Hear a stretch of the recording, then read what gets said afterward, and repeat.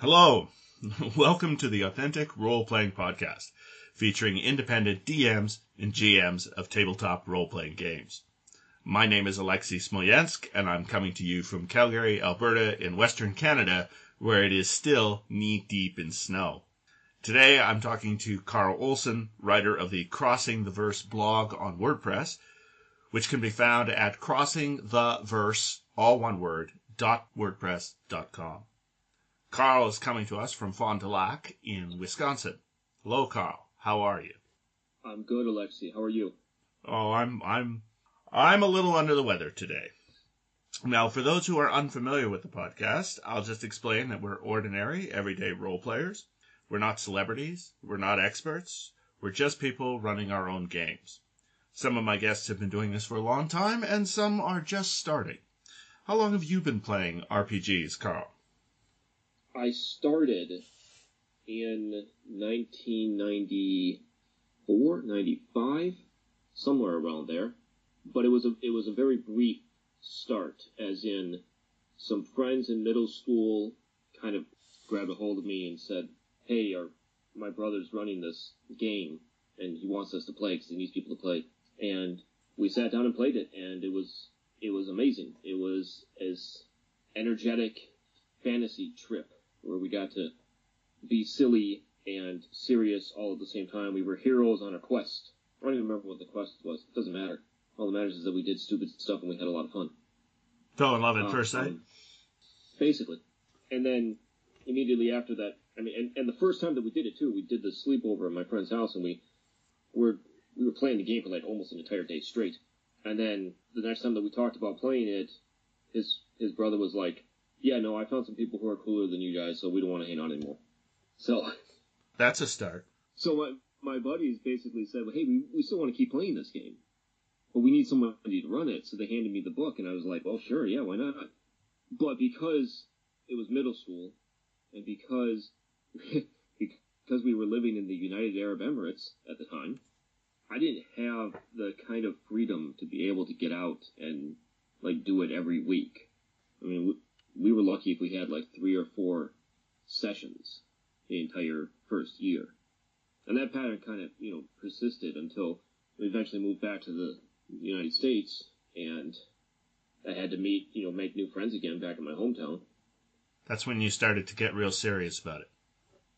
Kind of. So, because we moved back, so my freshman year of high school, there was a lot of getting to know people all over again. People that I had known from my grade school years. And again, not having the freedom to be able to travel on my own. Wasn't driving a car yet or anything. Oh, and I've got 2 older brothers who had been playing this game before me. And my mother thought it was absolutely the spawn of the devil, so there was no way I could tell her that that's what I wanted to do with my friends. In hindsight, it's interesting because we lived in a small town, rural farming community, and what do you do on the weekends? It was either like play games like D&D or get drunk and high and have sex. And that's like between the two options, I would have thought that D&D would have been better. But anyway. So your mother thought you were out getting drunk and you were playing D&D instead? No, my mom probably was worried that I was out getting drunk and playing D&D at the same time. So after that, we moved to a new town because my parents' work was taking them all over the world, really, and ended up changing towns a couple of times. What did your parents do? Lots of things. My dad worked with computers, and so he had opportunity to run a computer store, to teach computers at a university. That's what brought us over to the United Arab Emirates. And he built computers for people, built servers, programmed them. And then he worked for a school district, and then he worked for a company in IT. My mom's always taught math. So again, she's been flexible in that she's been able to go from, one school district to another over the years. So if you were moving around a lot, did you have trouble finding players? Sort of. I mean, I would say yes, but not in so much as I was. It wasn't that I was having problems finding players. It was that I was having problems just finding people with similar interests and therefore making friends. Once I met people who had similar interests, it became very apparent that, oh, hey, we all like the same thing, so let's do this. So you introduced High school was where Well, in some cases, yes, I was introducing it to people. Mostly, though, the friends that I made in high school were with people who already knew the game to some degree. Actually, I didn't play that much Dungeons and Dragons, really. In hindsight, the more I think about it, middle school through high school, D&D is the game that I wanted to play. AD&D, because this was the 90s, was the game that I wanted to play. But a lot of the time, we ended up playing all different kinds of games. And partly that was because there were just a bunch of different games out there. I had friends that were into anime, so we played Big Eye, Small Mouth, because we liked recreating anime stories and stuff like that. But again, because of my family background relationships, my mother's view on D&D, I did something that my brothers didn't do. I sat down with my parents and I said, "This is what I like to do. I want to do this." And my parents were like, "Well, we don't like this thing." And I'm like, "Yeah, I understand that. But here's this other thing. Instead of doing Dungeons and Dragons, what about a Star Wars role-playing game? Or what about this other role-playing game?" And they went, "Oh, yeah, okay, well, that's all right." So the context actually made a difference. Yes, context made a big difference. And it's like with their saying okay, I was able to get my hands on a lot of play material. I spent a lot of time with the Star Wars West End Games version, the D6 system. So, how did role-playing games affect you as a person? How do you think they helped change what you were as a person? One of the things that I've learned about being a game master is that there's a distinct element of leadership to what you do.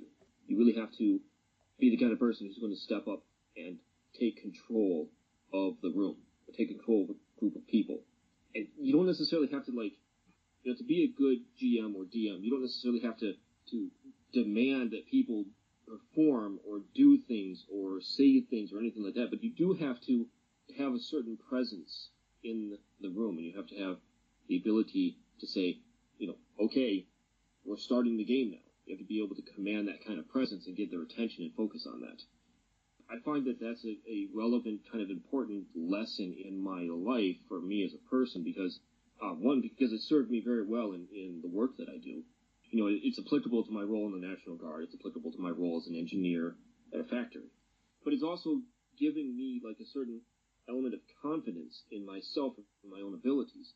I've got two older brothers, and my personality is definitely like that middle child, kind of the road thing. I've got a younger sister too. And I've always been both outgoing and quiet and introverted at the same time. So learning the stuff that I've learned as a game master, it's helped me to come out of my shell a little bit more, to be a little bit more assertive about myself. What kind of leader are you? That's an interesting question.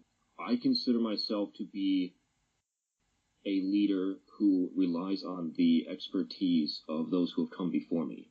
I value the thoughts, opinion, and input of the people that I am leading. When it comes time for me to make a decision and to say, this is what we're doing, this is where we're going, I want to make sure that I have all my ducks in a row, that I have all the information that I need. If I'm pressed to make a decision before I have that information, I will do it, but I prefer to have consensus. I can't always get consensus. It's not always possible given the situation. But I will constantly seek feedback from the people that I'm leading. I also like to lead from a position of active involvement. So if I've got people, in the Army kind of thing, if I've got people out there performing physical menial tasks, I'll get out there and do that work with them, assuming that there's nothing else pressing on my time. Being a DM, you've equated it to being in the National Guard, and I am assuming that from what you're saying, you're a leader in the National Guard. Do they feed each other, or has the National Guard fed your DMing, or is it the reverse? I don't know. I don't know that I've ever thought about it in that way, because I was a DM and I was running games long before I ever considered the Army to be a viable option. And for the longest time as a kid, I swore up and down that I'm not going to join the Army. Out of all the things I could possibly do with my life, I am not joining the Army. That's not happening. Obviously, it did happen. I think the reason it happened is because I found myself financially in a situation where it just made sense to do it. And then once I was in, it also made sense to take it to the next step. And I don't know. It's where I am now. There are times in my life where I end up doing things and I don't really know why I'm doing them, but they feel like the right thing to do, and so I do them. Okay, well, you know that a lot of people in the military do play D&D. I'm often talking to people who are ex-military or present military who play the game. Do you think that they display a similar connection to the one you're making? Maybe. I don't know. Okay, so I have spoken with a few current and former soldiers who've played the game. What I've gotten from those conversations is that they are getting out of the game the opportunity to extend the wish fulfillment. Like, it's interesting to play a game of D&D with soldiers, or with anybody with any kind of military experience, because of the way that they conduct themselves, the way that they organize their team.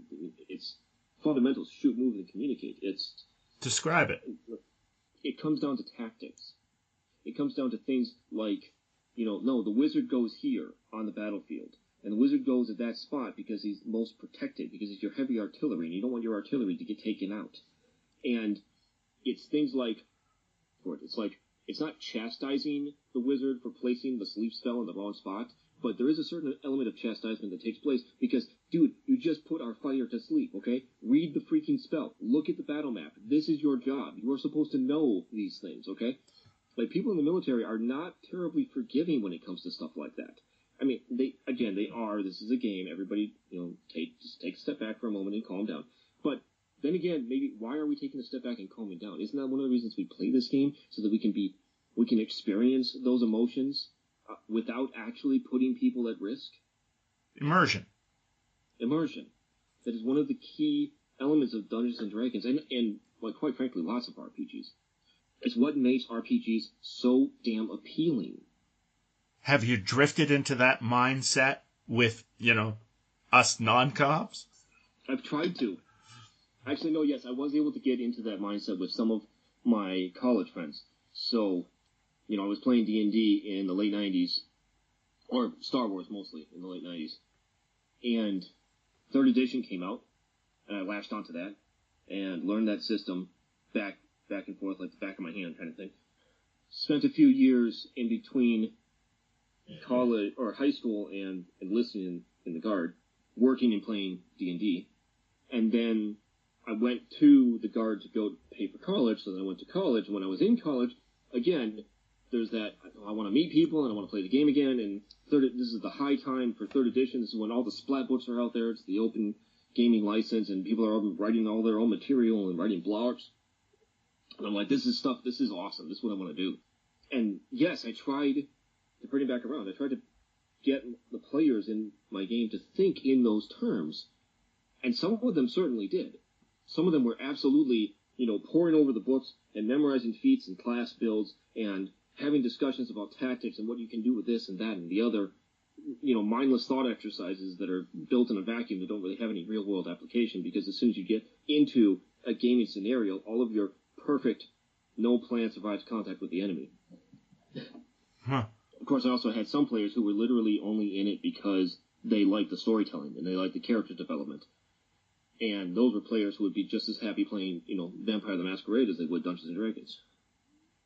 Well, how much direct experience have you had with how others run their games? Almost every group that I have played with throughout the years have had multiple DMs. So I would say a fair amount of experience. One thing that I haven't done too much of is convention gaming or RPGA or Adventurers League. Do you think you're fundamentally different from other DMs? Yes, but no. I want to say no because I don't believe that I think we're all doing the same thing. We all have slightly different techniques, but ultimately we're all doing the same thing. But I think that any DM who spends the time to think critically about it and analyze it is going to come to a vastly different conclusion. I think the primary difference, the way that I look at the game versus the way, like my roommate in college looked at the game. the vast differences that he and I have on that is probably mostly due to just our different philosophical backgrounds and what we consider to be the most important thing feeding into our view of the game.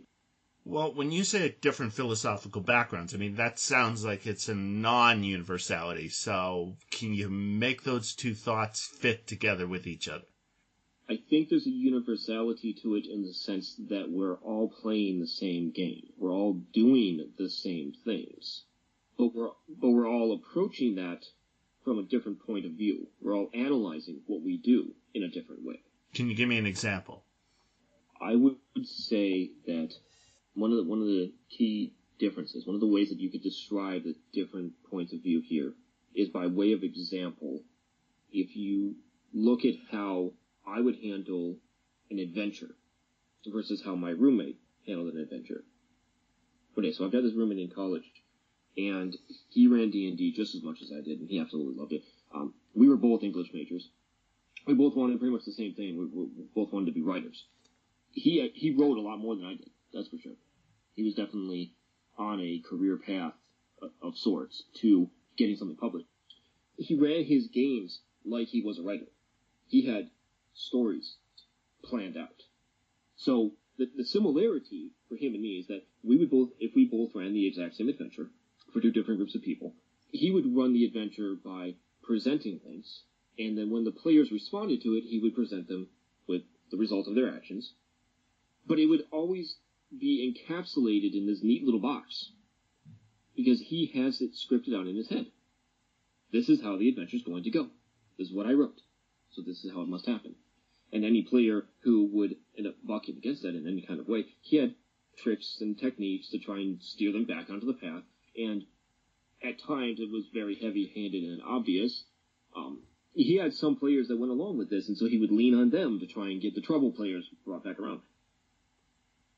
A long time ago, I learned to stop doing that. Like, I would read adventures and I would present them to players.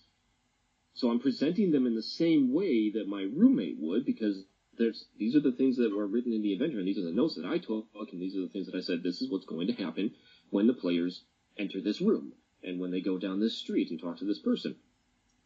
The difference, though, is that I came at it from the philosophy of, if the players choose to not go along with my adventure, I have to abandon that adventure.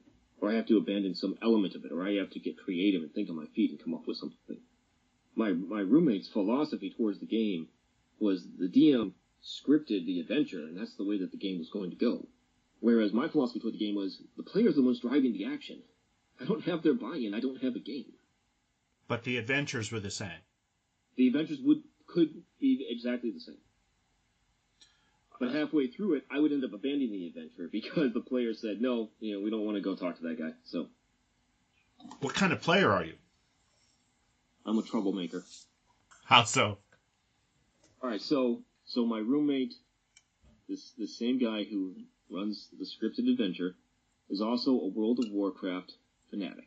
And when World of Warcraft was published, I don't remember who published it, but someone put out a World of Warcraft RPG, tabletop RPG for the D20 system. When that came out, he went absolutely bananas, just ape shit for it. He bought the books, he consumed them entirely, he was sharing them with myself and all of our friends, and he got a lot of people really excited about it too. And even I was like, hey, that sounds kind of cool. I could totally get into this, because I'd played World of Warcraft, and it was a really immersive game world and everything like that. So he presented us with this world. And right off the bat, the hackles on my neck were up. Because I'm like, hey, dude, so you've told us that this is going to be the same as World of Warcraft, that we're going to start in this one town, and we're all going to be part of the Alliance, etc., etc. But I noticed on your map that the scale is kind of small. And he's like, yeah, well, yeah, that's the way it is in the World of Warcraft game. That's the way it is in WoW. And I'm like, you realize that in WoW, you can literally run from one end of the world to the other in a day, because it's a computer game. But that doesn't make sense. It doesn't make any sense whatsoever. Where do these people grow their food? Where do they get their resources? How do they build towns? How do they raise families? But I couldn't convince him to see that that was a silly approach, because he was dead set on portraying the world the same way that it is in the computer game. That, to me, is unacceptable, so I became the problem player. Yeah. I was the one who was looking for excuses to do things. You gotta remember, this is also 3rd edition, right? So we still play with alignment. And I mean, even though I used alignment in my games, I also had the attitude of, like, look, I'm the DM, and so this is what I think alignment is. But honestly, I really don't use it, and I'm really not going to force you to play your character any way that you want. I just am asking that you, as a group, you as players, get along with each other. Do you have players that balk up against you? Yes, I had players that would fight against my rulings and my decisions in the game. And they would do so because they wanted maximum effect out of their characters. They wanted maximum utility. They wanted to be the biggest badass on the playground. Munchkinism. Yes. That is exact. Wow, I haven't honestly used that term in years. I love that term. That is exactly what they were. I had one player who was like the perfect definition of Munchkin. He was always asking for the most insane, crazy thing. And yet, I did find that when I embraced it to a point, we got some incredibly amazing characters out of it. He insisted that he wanted to play, for one game, he wanted to play a character who basically had like no class skills, had no class abilities or anything like that. He just wanted the ability to consume, literally eat other creatures and then acquire their powers. And I said, that's just fucking stupid. What is wrong with you? But this is 3rd edition and OGL, and why don't we go ahead and sketch it out into a 20-level character and turn it into something? And it was great because I was able to weave his character into the world plot kind of thing, such that he had a secret origin, and it was relevant to a bunch of NPCs that they met, and they met a god at one point, and the god, looks at him and he's like, you are an abomination, because you literally represent the antithesis of all that is existence. And when the players realized what was going on, they were like, we didn't even know we were talking to a god. This is amazing. Fundamentally, you're enabling your problem players. Yes, I was. I think, though, that in hindsight, one of the reasons that I did that is because those were the people that I knew in high school. Those were my friends. And so, if we came to blows over that sort of thing for any reason, it'd be like, well, I'm still going to see him in class the next day. So, it made sense. It made sense to, make concessions, because it resulted in everybody having a really good time with the story. But in hindsight, no, I don't know that I would do something like that ever again.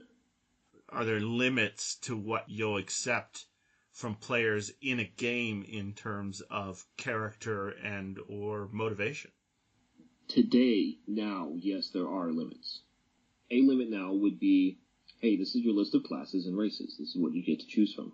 No, you cannot play a pixie. You cannot, you know what? You can't even play a halfling. I don't like halflings anymore. No gnomes. Just stop right there, okay? What about elements like racism or sexism, or could a character play a rapist in your world? I'd have no problem with that. Well, let me rephrase that. I'd have lots of problems with that. But I am willing to set that aside, I'm willing to work at setting that aside, because I want the game to be about enabling the players. There are certainly some areas where, you have to have some restrictions in place. Real life. I am looking to achieve that total immersion element. Well, one of the things about real life is that there are certain things that you can't choose. You can't choose what your race was, or your gender, or your sex. You can't choose any of those things. Yes. You can't choose your parents. Some people might argue that you can't even really truly choose your profession, because there's all kinds of professional options out there that are just blocked to so many people in so many different ranks of society, right? Yes. So I agree, there should be some limitations. However, I also believe that once the character is in the player's hands, that character belongs to that player. That player can decide to do whatever they want with it. Because that is something that so many people in real life can't do. Like, I can't choose to become president. I can't choose to become king. That's simply not going to happen given the circumstances of my life. But in a fantasy role-playing game, you want to become king? Okay, it's hard. That's a lie. It's hard. But you can do it. If you had a group of players that approached you, however, and said, we don't like that this guy over here is playing a character that does this or has these beliefs or anything that would offend like the main part of your party, how would you deal with that? So context matters a lot in this sort of thing.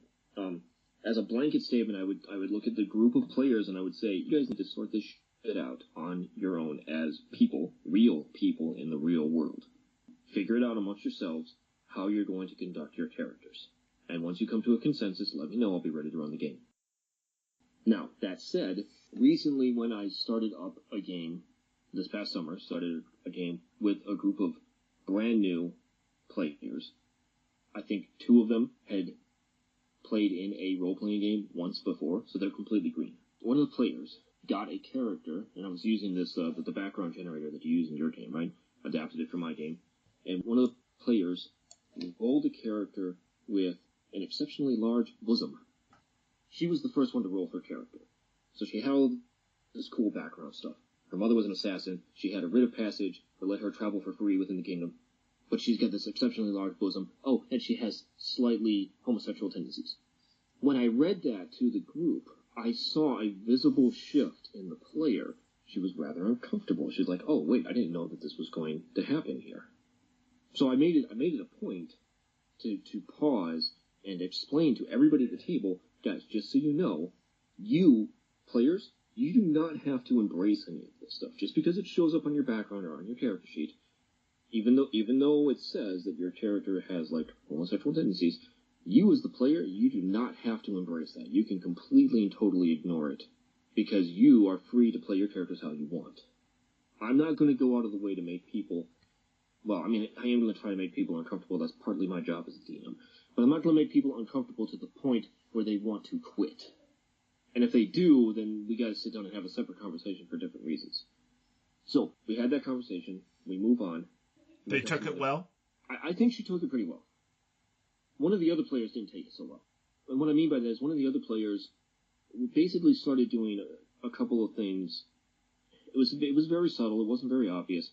But he was basically the stereotypical male gamer creeping on the female at the table. I see. That was pretty much not cool. And this opened a door for him so that he could take advantage of it. Right. And so I didn't address it at the table right away. I probably should have. I definitely should have. But it was very subtle. The moment came and passed. And I didn't really know either how to address it or I didn't feel like it was necessary to. It's one of those things, it's in the blink of an eye, he makes a comment, a couple of people have a nervous chuckle, and then we move on to the next thing. But I think it could very well have affected her. She didn't come back. She was there for like one session and then gone. Of course, these are very complex situations, right? She also had a relationship with another player at the table. She was there because they were dating. They stopped dating very shortly thereafter. I don't know why. I can't think that it was because of this one social event. I'm sure there was much more history going on. I'm sure there was. But I did address it with the other player, with my friend. I did talk with him after the fact. I'm like, hey, so I kind of noticed that this guy was creeping on your girl, and I'm really sorry that happened. If it ever happens again, I will take care of it. And he, we came to good terms on that sort of thing, at least. Do you think in all this time, as a DM, and you like being in charge, and I don't think that there's many DMs who don't have a certain taste for being in charge. Do you think you've developed a good understanding of the game? I would like to think that I have, because if I haven't, then I should damn well stop doing what I'm doing. So you don't have any doubts? No, I don't really have any doubts. The only doubts that I have when it comes to my ability to run the game, to know the game, the only real doubts that I have are my ability to convey to other people what I know. Well, what do you know? I know that I know that fudging your dice rolls is cheating. Well, sure. Well, no, but that's not a well sure thing, because there's a lot of people who will argue otherwise, and there are some people who can argue rather well that it's not what it is. Well, I'm on the record having the same opinion as you, and I have heard people try to argue it, but we're talking about an understanding of the game, and whether or not you fudge your die roll. What is the game inherently? What do you think that getting past all the periphery surface stuff? What is the game? The game is an immersive experience. The game is about playing pretend. It's about pretending to be somebody else. And it's not pretending to be somebody else like, I'm a 7-year-old and I'm pretending to be dad going to work. No, it's about putting yourself into that mindset that I am a warrior, that I am decked out in armor and a sword, and I am freaking exhausted after a 2-hour battle. But do you think pretending really captures it? I mean, I would have a tendency to argue that you're doing more than just pretending. That, in a sense, you're giving yourself a challenge and you're seeing whether or not you can overcome that challenge. You've made a decision that you're going to accomplish something and you want to feel the pride and the experience of actually accomplishing that thing. And therefore, you're not necessarily pretending to accomplish. You actually are accomplishing. But I would argue that it is still ultimately pretend, because the only value, the only solidity that thing has is in your mind and the minds of the people at the table. Now, we might argue that the fact that there are a group of people sitting around telling that story together, or making that story happen, or telling the story with each other afterwards over a beer, gives it validity, gives it weight, solidity. But at the end of the day, it's not, because maybe there's some solidity to it. You certainly write some things down on a piece of paper and you make some notes on a computer, so that's real. Well, look at other things that don't have a solidity to it. Okay, look at something else. I decide that I'm going to do something romantic for my wife. And so I take the steps to do that romantic thing, and it has an emotional impact on her, and it has an emotional impact on me. And all of that is, in a sense, it's real without being solid. I tried to do something, it came off, it worked, it was all in our imaginations. There's nothing going on where, I mean, maybe if I had given her a gift, but let's suppose it's just something that's once for my wife's birthday, I found everybody that she had known for the last 10 or 15 years, and I gave them all a secret phone call and said, call her on this day. And it was the day before her birthday, and she spent all day just talking to people she hadn't talked to in months and sometimes years on the phone. She'd hang up the phone, and the phone would ring again, and it would be somebody else. And she spent the whole day doing that. Now, that's not solid. That's just all in our mind, but it's not pretending either. So if I decide I want to conquer this castle, and I set the standard that I'm going to conquer the castle, and I conquer the castle, well, that's not solid, but that doesn't mean it's not real. It was still my effort, my brain, my innovation, my trying to conquer the castle that made the difference. So it's not pretending. So, first of all, that's an absolutely brilliant idea, and I would steal it if my wife had those kind of connections, relationships. But second of all, no, those people are real. That castle is not. Okay, I'll try it from another point of view. Is Luke Skywalker real? The character, no. But what difference does that make? Was. The actor is real. Oh, the actor, I'm not concerned about Mark Hamill. Is the character, the fact that the character is a made-up character, does that really make a difference? I mean, it's a real thing. I mean, we all recognize exactly who I'm talking about instantly. So what difference does it make if it's not actually a real person? I know lots of real people wandering around that don't have nearly as much character as Luke Skywalker. Even if we were to narrow it down and talk about a character in a movie that's like a very obscure movie, and I'm having trouble drawing up a good example of it right now, but a movie that not a whole lot of people have seen. And honestly, I think you know more about the movie scene than I do, actually, because one of the first things that pops into my head is Ghost Dog. I know that film. So you have a character in the film who is an assassin in a very particular way, and he obeys a very particular set of rules. Right, but that film, if I remember correctly, didn't get a very wide release. It got a very strong cult release, though. It did. But if we try to narrow our scope a little bit, if we're talking about Luke Skywalker, I mean, everybody knows who Luke Skywalker is. My kids know who Luke Skywalker is, and they've never actually sat down to watch Star Wars. You're talking instead about the character from Ghost Dog, a much smaller group of people that know it. Okay, well, that's more or less along the lines of saying, well, hey, like, I'm going to tell you about my wizard fighter character more than Lord Dragoth, okay? So, you don't know who that is.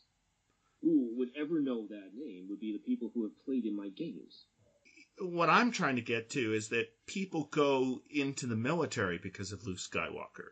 People choose to live a particular kind of life because of their love or adoration or respect for the things that the Luke Skywalker character stands for.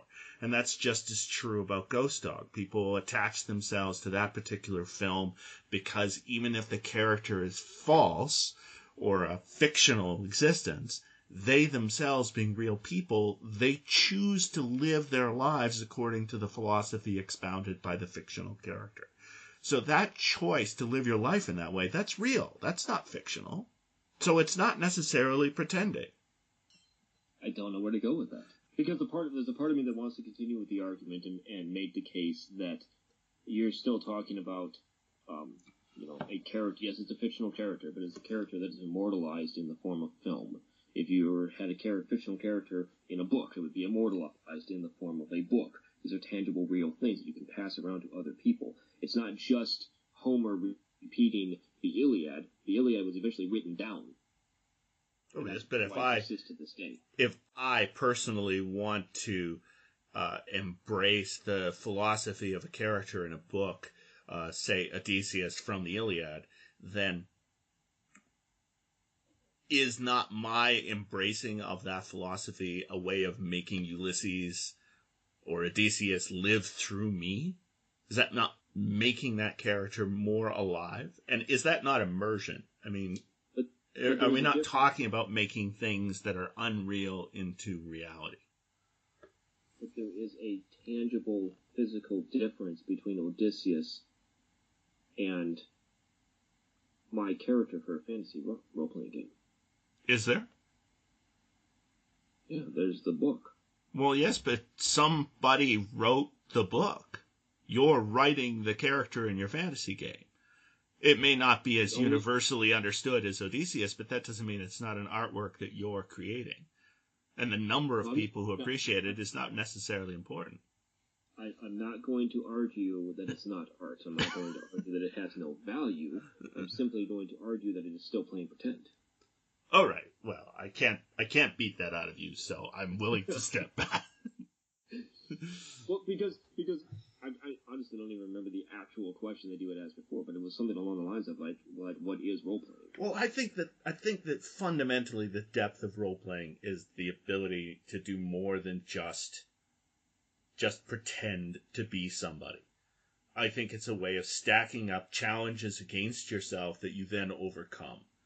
And I think that a lot of the things that we do as recreational activities as human beings don't necessarily have a greater, higher purpose, and yet it satisfies us because we set ourselves a challenge and then we try to overcome that challenge. We decide we're going to fish a river that's very difficult to get to, that has a particular kind of game in it. We decide we're going to play golf at a certain level. We decide we're going to ride a bike farther than we have ever before in our lives. We set ourselves a goal and we go out and we try to accomplish that goal. Or we're going to teach ourselves to play a game better than we've ever played it before.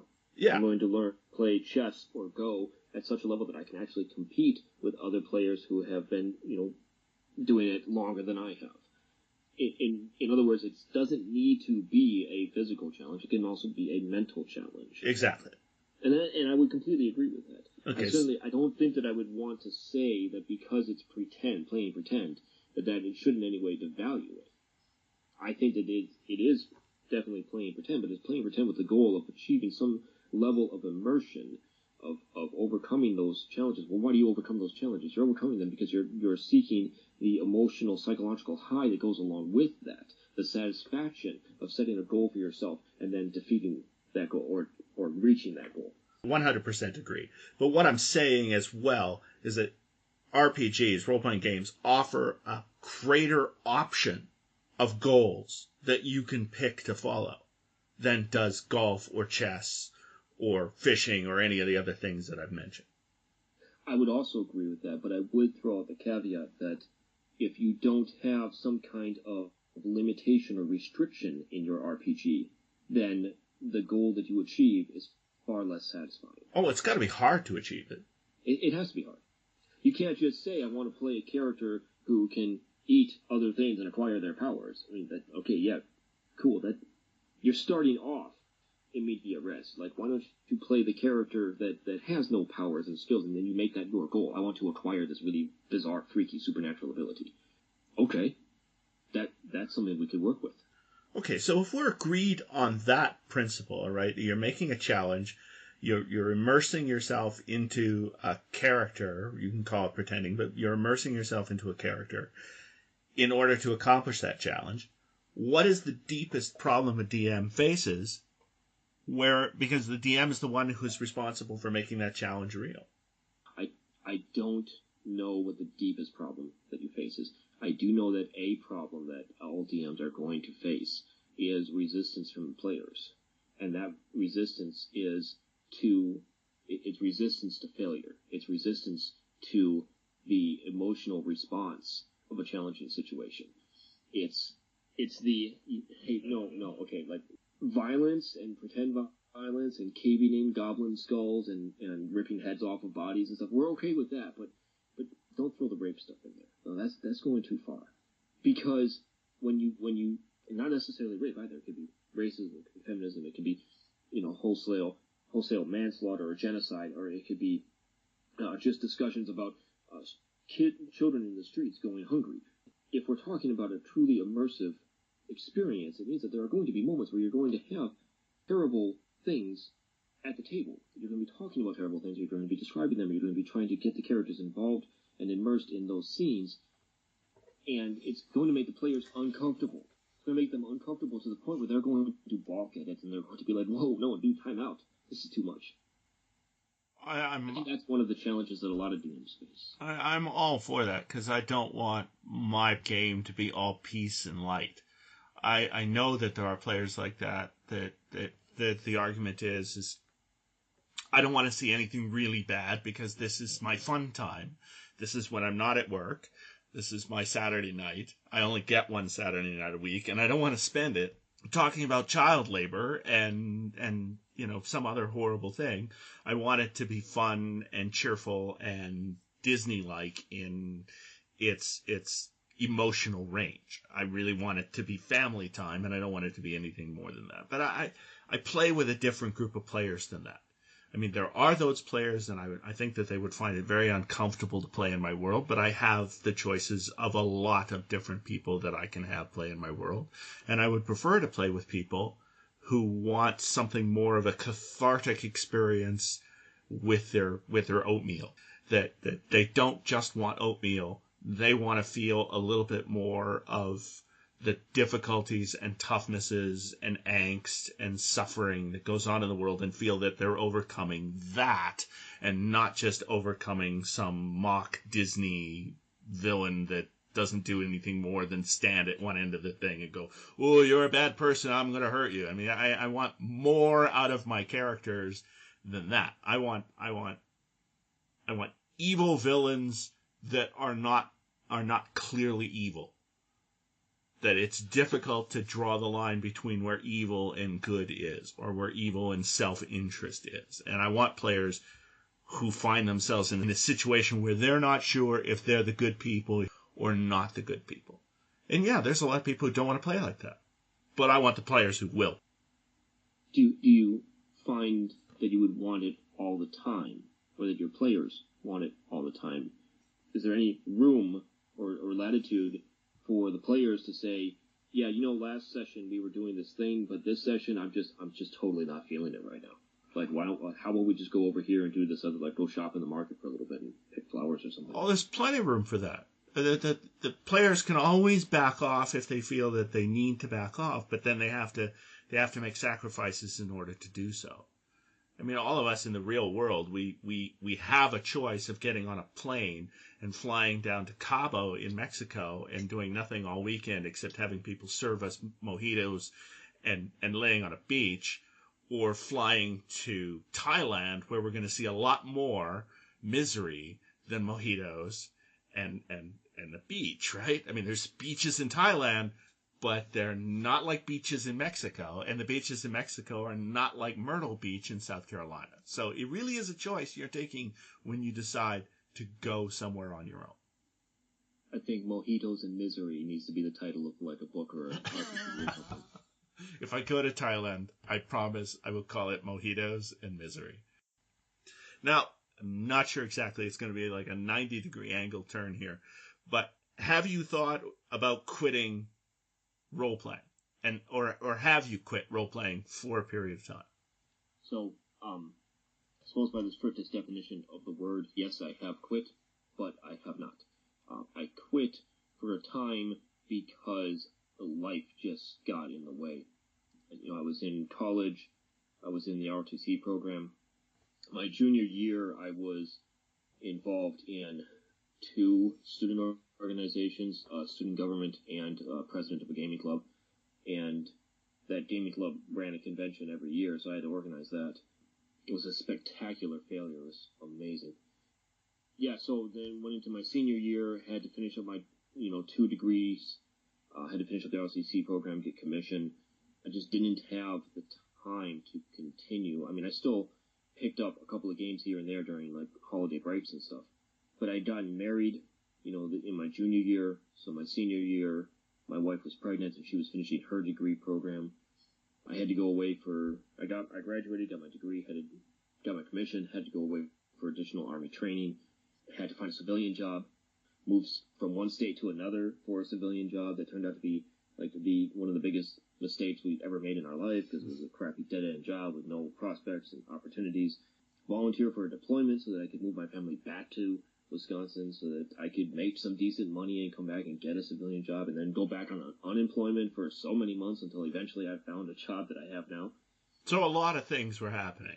A lot of things were happening. Okay, well, you know that most people, when they get into this place, and you're describing something which a lot of people experience, and just about everybody does, they never come back to any kind of role-playing again.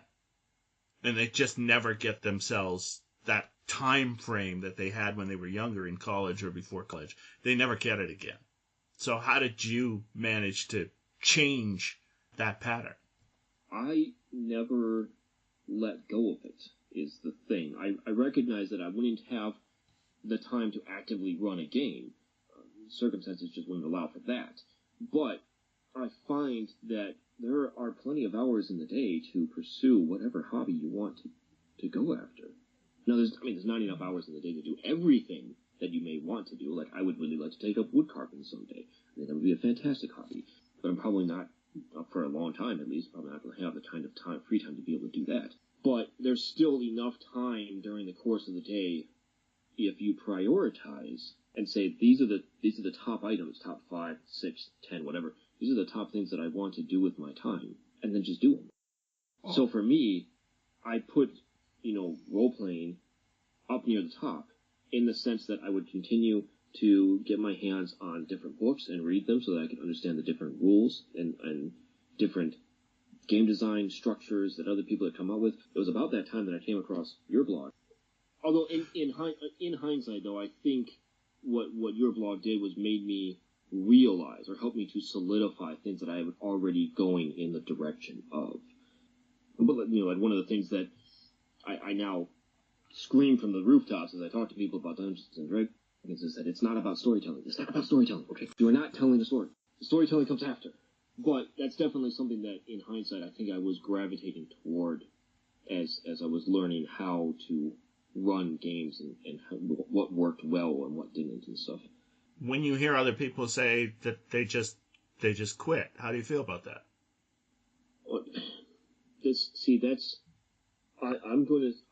I would say, I don't know. I just don't know. I understand why some people are on the edge of quitting. They're repeating themselves in terms of the game that they're running. They're not growing the game that they're running. They're not seeing that there's a higher element. And after 5 or 6 years of running the kind of games that they're involved with, there doesn't seem to be anything more that they're doing, and it does become repetitive, and they do quit. But at the same time, there are people who are simply looking at it as though it is just a hobby. And I don't honestly think that there's anything wrong with that. I don't think there's anything wrong with a person saying, yeah, I did track and field when I was in high school, and I still do the occasional, I still get out and I run now, but I'm not like dedicated to the lifestyle.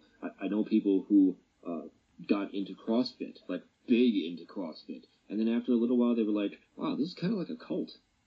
I think I'm going to get out. And they'll still do CrossFit workouts and stuff like that, but they don't treat it with the same kind of reverence and religiosity and belief and stuff like that. So when a person says, I'm thinking, like, man, this isn't really for me, my answer is like, well, maybe it's not. I don't know. But if you want to talk about it, let's get into the details and everything like that. But I mean, maybe it's not, or maybe it is for them, but it's really just for them at like the Adventurers League level. And I mean, like yes, I think Adventurers League is actually absolutely a terrible. Okay, but let me interrupt. Okay, you can have people who play chess every once in a while, but you don't pay any attention to them when you talk about chess players. When you talk about chess players, you talk about the guys that get together at the park, right? And those guys will get together at the park until the day that they can't crawl to the park anymore. They will never stop playing chess. The people who want to go out and fish, okay, the people who watch the fishing shows on television and so on and so forth, and they want to fish, they will never stop fishing. They will never stop fishing. And you don't respect the people.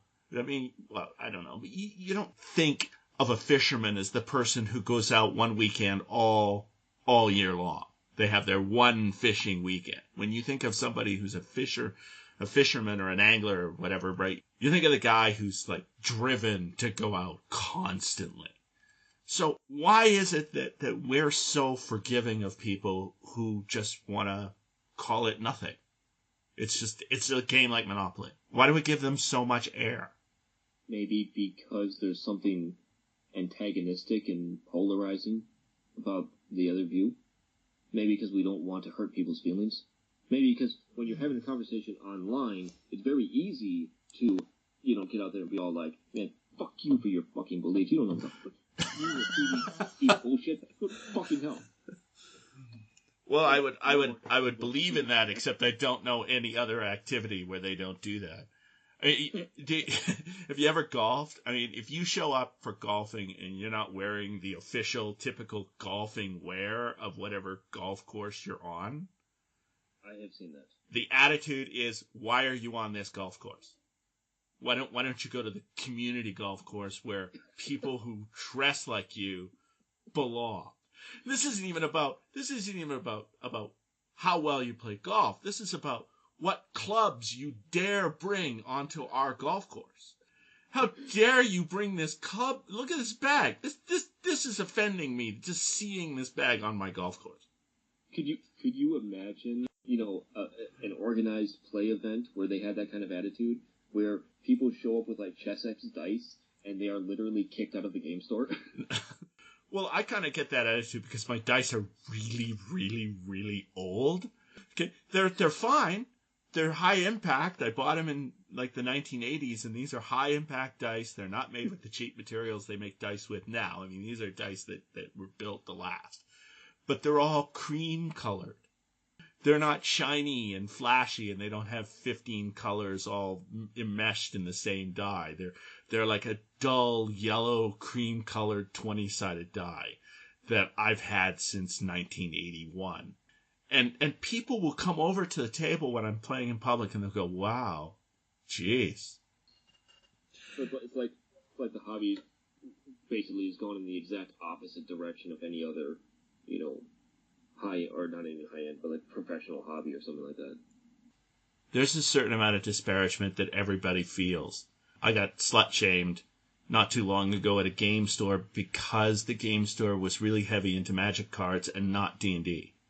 And I got made to feel kind of bad because I was a D&D player. There is that feeling, a bunch of guys playing Magic cards looking down on D&D players like, we don't even want to know you. So I've had that experience while playing Magic with Magic players. When you go to the Friday night draft and you sit down with these kids, I guess, but players who draft every single weekend, like those are the players who know their shit. They are the ones who know the metagame. They are the ones who know the lay of the land, and they know at a glance that card, even though it's a rare, is a crappy card to pick for a draft. So why the crap are you taking it? And when they see what you pick for a deck, they are absolutely merciless. I think if we were to use some specific examples, though, I could definitely join in with the argument that elitism is a good thing. But if you're going to be an elitist, you should really be able to demonstrate that your position has a just cause behind it. An example being like, don't cheat on your dice rolls and don't do player versus player or things like that. Or that girls are entitled to play at the table. Wait, there's tables where they're not? Yes, my God. I mean, we want to talk elitism, men over women, okay? Like, just women players face just this terrific elitism with the boys' club, right? It is right out of the golf course. It's golf course. It's out of the fucking Middle Ages. Well, yeah, it is. This is the 21st fucking century. No, it's everywhere. It's pretty common. I know it's common. And my older brother still plays the game. So, I don't know if he reads my blog like all the time, but he will occasionally read it, and he'll occasionally comment, and his comments basically amount to like, I think you're wrong, and then he won't talk anymore about it unless I say something. And I shared an article, I can't even remember the name of the blog, but I shared this article about a female blogger. She was talking about how she went to a convention, and she was made to feel like a piece of meat and everything. It was an absolutely terrible experience. And, I shared this article, and my brother comes on, and he's like, I don't even know what this is about. What's going on here? And I looked at it, and I'm like, oh, hey, sorry, that's not the right article. Here's the other article that you need to read to understand this. And we exchanged some words back and forth and everything like that. And, I mean, at the end of it, he demonstrated that he is a decent person. He was like, oh, yeah, well, they definitely shouldn't treat her like that. But it's like, why am I even having the conversation? Why do I have to explain this to you? To demonstrate to you that this is a thing that happens. And that obviously it's a bad thing. We all agree it's a bad thing, right? We all agree. Okay, but why do we have to agree that it's a bad thing? Why does there need to be a conversation? Well, there needs to be a conversation because any woman who has spent enough time moving through various gaming clubs and so on has had that experience where she's been severely mistreated. And if it's happened a lot, then she has reason to be sensitive about it because it keeps happening. It's a terrible thing. I think maybe that's another reason. That might be another reason that I feel as passionate as I do about the game, about putting my voice out there, about having an opinion for other people to hear and read. Because there's a lot of good in our societies. There's a lot of good progress in our world. But there's still a lot of trash out there. And unfortunately, this hobby is one that's dominated by that trash. And it needs to be stamped out. On that note, Carl, I'm going to thank you. I'm going to thank you for showing up to the podcast. I'd say this has certainly been authentic discussion. I appreciate that. Today, my guest has been Carl Olson. I'm Alexis Smolensk, and you've been listening to the Authentic Role Playing Podcast. Please use the subscriber button and subscribe. And if you're looking for more advanced content about Dungeons & Dragons and how to run the game, then please visit my main blog at Tao of D&D or buy my books, How to Run: An Advanced Guide to Managing Role-Playing Games or The Dungeon's Front Door. Both are available on Amazon, iBooks, or Lulu. Or you can visit my game wiki, which can be found at the blog Tao of D&D's Wiki. You can also find my third blog, Tao's Masterclass, for point-by-point recommendations on how to be a better dungeon master. You can find links for all of this content in the description below. Well, we've gotten into politics today, so I wish you the very best in your campaign. I wish you to make the game less political, and I urge you to keep listening to the podcast and keep reading and keep working on your world and making it better every day. Thank you.